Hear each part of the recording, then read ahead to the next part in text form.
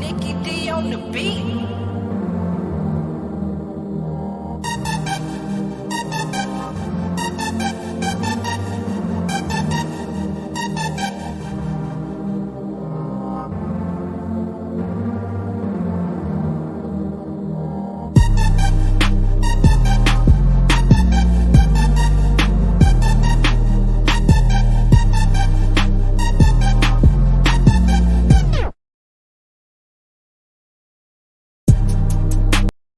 Hey, what's happening, guys? Good afternoon, and welcome to another episode of the MMA Breakdowns channel. I'm your host and fearless leader, Mr. JJM, here with the recap for UFC 298, which just wrapped up last evening. It was headlined by Volkanovski versus Topuria. Pretty excited to talk about each of the fights, what went down, my picks, how I ended, etc., etc., etc. Also, I just dropped about 35 minutes ago a news reaction video to UFC 300. Please go check out that video, hit the like, subscribe if you haven't, hit the post notification bell to be informed of when I post new videos, and jump in the comments. Your boy is always, excited for feedback, so let me know what you guys think. Of course, quick disclaimer before I start, all of my content is used for strict entertainment purposes and should not be used as financial or betting advice. So if you are going to bet, you do your own research, and bet responsibly.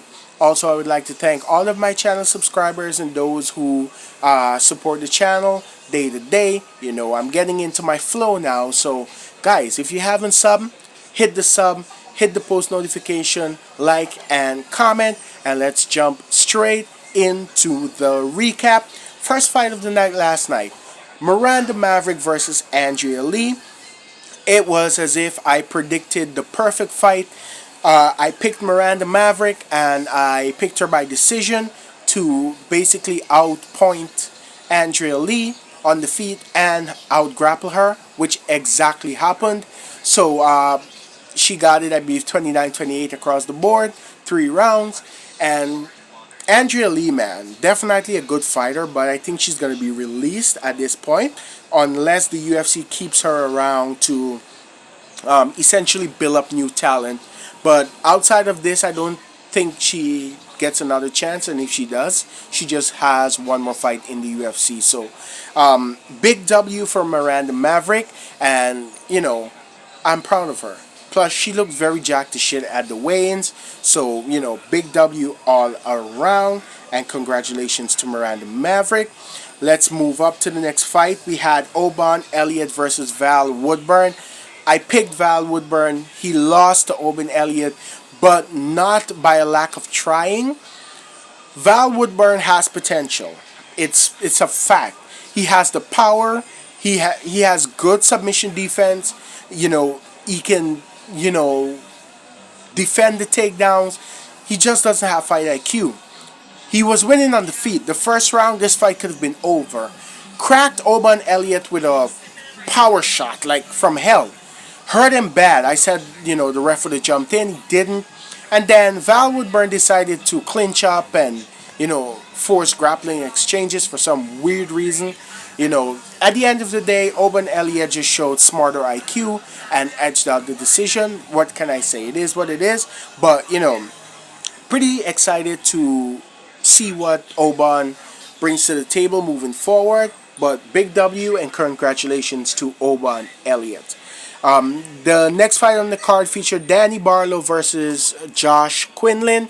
I picked Danny Barlow to knock him out within the second or third round. He did it within the third round. He broke his hand in the first round and knocked Josh Quinlan out with the same hand. This is like some Randy Couture shit. Whereas he broke his arm, I think it was against Sylvia, and he still came back and won. Wow, it was impressive skills shown by Danny Barlow on the feet. His striking, impressive. Kickboxing range, outside, hurt Quinlan, cracked him, touched him up and then finished him. It was all impressive. I'm looking forward to what Danny Barlow brings. And, we'll see. We'll see what happens moving forward. But congratulations to Danny Barlow, and that was a big W. Moving up, next fight on the card, we have Rinya Nakamura versus Carlos Vera. Back to back repeat. Rinya Nakamura broke his hand in the first round, and he was pissed because everyone says the fight was shit. He just controlled from this top position. Sorry, took down Vera. Vera just think that this was BJJ for some weird reason. Was attacking leg locks, and it was pretty boring. Nakamura just controlled him, edged out the decision. But at the post-fight press conference, he almost erupted into tears because he said, "Hey, I broke my hand. I wanted to finish this guy," and you could have seen the passion in him. So, at the end of the day, I don't think his stock dropped. He's a savage for breaking his hand and dominating the way he did, and I'm not going to give him shit for it. I think he has a bright future in the bantamweight division, and I see him as a contender. So big W and congratulations to Rinya Nakamura. I know you'll get him next time, champ. So it is what it is, but big W. Moving up, next fight in the card. This fight was nullified for me because it was De Lima versus Justin Tafa. Justin Tafa got injured on Friday afternoon just before the weigh-ins. His brother Junior Tafa stepped in, and I didn't re-pick this pick, so this fight was nullified. That's why I ended 10-2 instead of full 13 fights. I only had 12 on my record. But I don't think Justin Tafa should take this fight because Junior Tafa is more technically sound. He's a Glory Kickboxing, former Glory Kickboxing fighter, and he was beaten up on the feet. De Lima kicked the shit out of his legs, and he got a leg kick KO, which is very rare in the UFC, but nevertheless he got it done. Swollen, battered black and blue leg for Junior Tafa, and De Lima took it by leg kick KO. So, pretty impressive, and congratulations to De Lima. Let's see what the UFC decides to do with him next. Running up on the card, next fight we had Amanda Lemos versus Mackenzie Dern. I picked Mackenzie Dern, and Mackenzie Dern, man, this fight was entertaining, I will say. I will give her that. But at this point, I don't think she's, deserved to be ranked because she could have won the fight, right? I think the fight came down to a very close decision. If she had not got rocked in the second round, like badly, she was hurt. She was done. She just looked at the referee to stop the fight. But the ref did not. And I think I would have preferred that. But she came back in the third round and nearly stole the decision. But Lemos, man, Lemos is a stud to, basically take over in the third round and basically edge out the decision. So congratulations to Amanda Lemos. It is what it is. But Mackenzie Dern, not great fight IQ, just like Val Woodburn, and those are my two worst picks. So moving forward, I'm just not going to pick them. But yeah, good win to Amanda Lemos, and congratulations. Next fight in the card, it was the main card opener, and I'm proud of this fight as well because I called it. Anthony Hernandez versus Roman Kopylov. I picked Anthony Hernandez to sub Roman Kopylov. Guess what happened in the second round? Rare naked choke, baby. He choked Kopylov out cold. Now, Kopylov was looking good. I got worried, like really, really worried, especially in the first round. Kopylov was landing strikes, man. He was on the outside, kicking the leg, firing head kicks, and Hernandez is just a dog. He was just in Kopylov's face, saying, "Hey, I'm not going away. I'm not going away." Eventually, he started to win the exchange in the second round and got him down to the ground. Although Kopylov defended 8 takedowns, the 9th one he was not that lucky. Hernandez got him down, took the back, and choked him out, man. It was brutal. It was brutal. Kopylov's still a good prospect at middleweight, but Fluffy, I told you guys, he's there. But big W and congratulations to Hernandez. And, we'll look forward to see what they do with him next, the UFC that is. But big fight, big fight. Next fight in the card, Merab Dvalishvili versus Henry Cejudo. Merab destroyed Cejudo. Now, granted, in the first round, I was worried as well, just like the Kopylov fight. Cejudo came out guns blazing, hurting Merab. He cracked him in the first round. I was like, oh shit, Cejudo is on it. He's here with a purpose. And then Merab recovered. The second round started, and now I know why they call him the Machine. This guy pushed a pace on Cejudo. Cejudo was not ready for it at all. He out wrestled the Olympic gold wrestler, picked him up, carried him across the ring. He talked to Mark Zuckerberg. I like to say that. I like to say his name funny, Zuckerberg. And he slammed Henry Cejudo, slammed him in front of Zuckerberg while talking shit. This was impressive. Impressive. Post-fight press conference, Joe Rogan told him, you're next for the champion. Now, Cheeto and O'Malley, they're going at 295. They're going to fight for the belt. And winner of that faces Merab. I think Merab is the next champion. I think he ends the year as champion. By my word, he's dangerous. But congratulations to Merab, man. He showed that there was levels to this.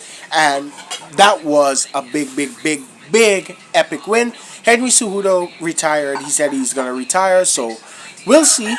But, congratulations to Merab. Moving up, next fight in the card, we had Jeff Neal versus Ian Gary.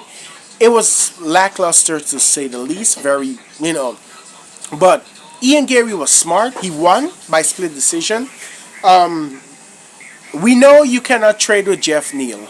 If Jeff Neal had caught him, it would have been the end of the fight. So Ian Gary did the smart thing, staying on the outside, kicking his legs, kicking the body, firing up to the head, outstriking him from a distance, and he got the split decision. So, he is a good prospect. He is the future, but in terms of this fight, pretty much lackluster. But, it is what it is. Let's run it up. Congratulations to Ian Gary, though. Next fight in the card, we had Rob Whittaker versus Paulo Costa. I called Whittaker by decision, and this fight was crazy. Word the co-main event, Paulo Costa looked amazing. I can't take anything away from Costa. He fought the perfect fight. Now, first round was full of shenanigans. Robert Whittaker was clearly winning. I said, hey, 10-9. And then, with a minute left, Paulo Costa hit a roundhouse kick. He rocked the shit out of Whittaker. And I was like, oh shit, this is what Drakus did. And I said, we're having a repeat of what happened with him and Drakus. No. Whittaker held his own. Second round, I think Paulo won. And the third round, Whittaker just, outpoint him. Got the decision. Entertaining fight. I advise you that when you have some time, just go look at the fight. It was a pretty amazing fight. And I can't take anything away from both fighters, especially Paulo Costa, man. He earned his stripes last night, and I'm looking forward to seeing what he does at middleweight. But congratulations to Whittaker, man. Big fight. Let's run it up. The final fight of the night. The main event. The Mac Daddy, Volkanovski versus Topuria. I called Topuria by second round KO, and Christmas came early. Volkanovski got knocked out cold. Like 10 minutes passed, he wasn't getting up. He was out. Topuria is a killer at 145. Good luck to the contenders. He already said he doesn't care who the UFC gives to him. He's a fighter. They just have to line him up. He'll knock him down. And I believe him. I see him being champion for a very long time. The boxing on Topuria was... Granted, Volkanovski won the first round. Volkanovski was smart. He used kickboxing range, stayed from distance, stayed on the outside, kicked the legs, kicked the body. He won the first round on all three judges' scorecard. But come the second round, Topuria started to land bombs. But it wasn't reckless, it was technical, and that's what's dangerous about him. It was so technical that everyone felt it. It was so, the energy was so palpable that you felt that shit. You felt it in the arena, you felt it from wherever you were watching, and Topuria just put it on him, man. Volk backed up to the cage, and that was his worst mistake. Topuria, known for those 5-6 combos, he threw a 4-hit combo, just like he did with Jai Herbert, and Volk overextended. Topuria came with the right hook, put him out, follow-up shots, which wasn't necessary, but sent him to the MMA gods as a sacrifice. Boy, oh boy, it, new featherweight champion. It is what it is, but congratulations to Topuria. It is better for the sport and the division. I'm looking forward to the matchups. I know he has Mozar Evloev, he has Max Holloway, Arnold Allen still there, Yair Rodriguez. He has contenders. So let's see what the UFC does, but featherweight just got exciting. Volko should definitely take some time off. I say about 7 months, 8 months, and then he can come back and make a case for a rematch against Topuria. But big win. Congratulations to our new UFC featherweight champion. And that was pretty much it, guys. Overall, I gave the card an 8 out of 10. Like I said, pretty entertaining stuff. And like I mentioned earlier in the video, I also dropped for the post press conference reaction for UFC 300, where the fight was announced for the main event. So check that out. Check this out. Of course, if you haven't subscribed, hit the subscribe button, hit the post notification bell, jump in the comments, and like the video. Well, that's pretty much it. I have to take my leave now, guys. But be safe. Don't be sorry. And this is your boy, JJM, saying, ease out. Peace.